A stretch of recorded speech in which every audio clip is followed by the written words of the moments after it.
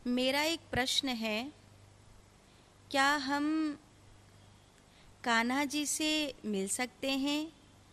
क्या हम उनकी बातें सुन सकते हैं? कृपया मेरा मार्गदर्शन करें।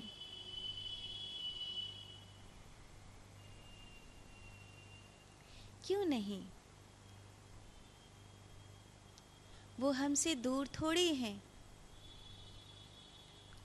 अपने आप को उस लायक तो बना लो। स्मरण करो, अभी आप मन की सुन रही हो, मन की इतनी ज़्यादा सुन रही हो कि क्या कान्हा जी की बात सुन पाओगी? कान्हा जी की बात सुनने के लिए थोड़ा सा तो मन को चुप करिए। अब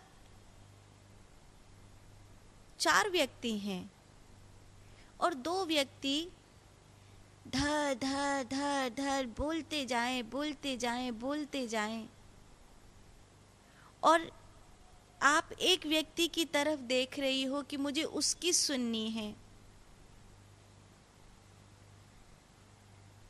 तो ये 2 चुप होंगे ना, तो ये बोलेगा। एक तो मन है, दूसरा बुद्धि है। घंटा की तरह कंटिन्यू बज रहे हैं। अब कान्हा जी कहते हैं कि ये तो चुप हो पहले, तब तो मैं कुछ बोलूं। ये चुप ही नहीं हो रहे तो मैं कहाँ से कुछ बोलूं? आप कान्हा जी की बात सुन सकती हैं, पर इन दोनों को तो चुप करिए। इनको चुप करे बिना आप कैसे कान्हा जी को सुनेंगी? आपने कहा कि क्या आप कान्हा जी से मिल सकती हैं? हाँ, आप कान्हा से मिल सकते हैं। कान्हा से मिलना कठिन नहीं है, क्योंकि आप और कान्हा 2 थोड़ी हैं। आप और आपके कान्हा बहुत पास हैं और बहुत निकट हैं। कान्हा आपकी ओर प्रेमपूर्ण हाथ बढ़ाता है। क्या आपने भी अपने कान्हा जी की ओर प्रेमपूर्ण हाथ बढ़ाया है?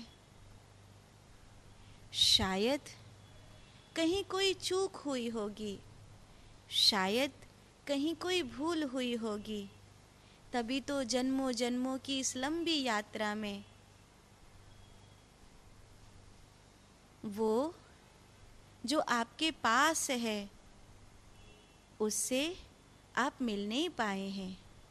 तो जब आप कहते हैं कि क्या आप कान्हा जी से मिल सकते हैं? हाँ, मिल सकते हैं। जैसे माँ के प्रेम को पाने के लिए उसका शिशु होना ही काफ़ी है, और कोई प्रतियोगिता नहीं जीतनी पड़ती, और कोई योग्यता अर्जित नहीं करनी पड़ती। माँ का प्रेम पाने के लिए शिशु होना ही काफ़ी है। ऐसे ही आप जो कह रहे हैं कि आप कान्हा जी से मिल सकते हैं, उसके लिए आपको गोपी होना ही काफ़ी है। आप उनसे मिल लेंगे। वो आपकी ओर स्वयं प्रेमपूर्ण हैं। अगर ऐसा नहीं होता तो कोई भक्त भगवान को नहीं मिल सकता था, लेकिन इस धरती पर हजारों भक्त भगवान को मिले हैं। अवश्य आप भी कान्हा से मिल सकते हैं और आप भी कान्हा की बात सुन सकते हैं।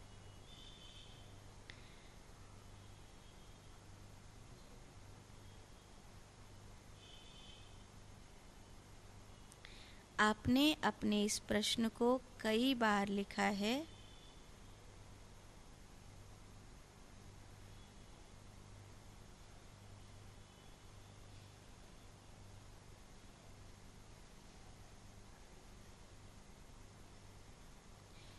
गुरु माँ, जो वैष्णव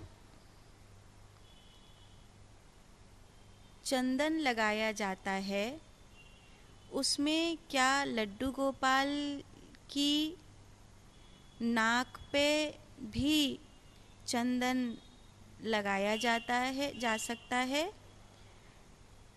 भगवान की नाक पे चंदन लगाना है या नहीं? नहीं। नासिका को सम्मान और स्वर्ग का प्रतीक मानते हैं।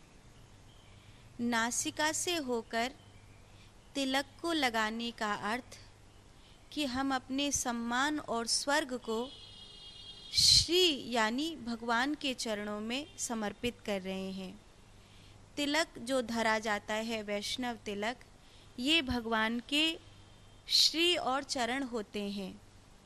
जब श्री और चरण में हम अपने नासिका से तिलक को लेकर जाते हैं तो ये तुलसी इस बात की सूचक होती है कि हम अपने नासिका अर्थात सम्मान और स्वर्ग को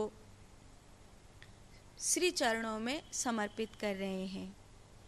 पर ये ठाकुर जी के लिए नहीं, ये आप वैष्णवों के लिए है। आप कान्हा जी से मिलना चाहते हैं, आप कान्हा जी से बात करना चाहते हैं, लेकिन आप में धैर्य तो है ही नहीं। आपके अधैर्य का परिचय तो अभी इस प्रश्न श्रृंखला से प्राप्त हो रहा है कि कम से कम अपने 4 बार आपका प्रश्न लिख दिया और मेरे ही प्रश्न का उत्तर जल्दी दीजिए, ये आपने बार बार संकेत किया। इतना अधैर्य अगर किसी को हो तो उसे तो कोई संत भी नहीं मिलेंगे, कान्हा कहाँ से मिलेगा? सोचने वाला विषय है कि आपका अधैर्य आपकी किस सीमा पर पहुंच रहा है। तो हमने जो अभी आपको सांकेतिक कान्हा के, आपके कान्हा जी से मिलने के और आपके कान्हा जी से बात करने के विषय में जो आपको सांकेतिक साधना का सूत्र बताया है, उसको धारण करिए तो शायद आपको ये पात्रता प्राप्त हो सके कि आप कान्हा जी से मिल सकें और आप कान्हा की बात सुन सकें।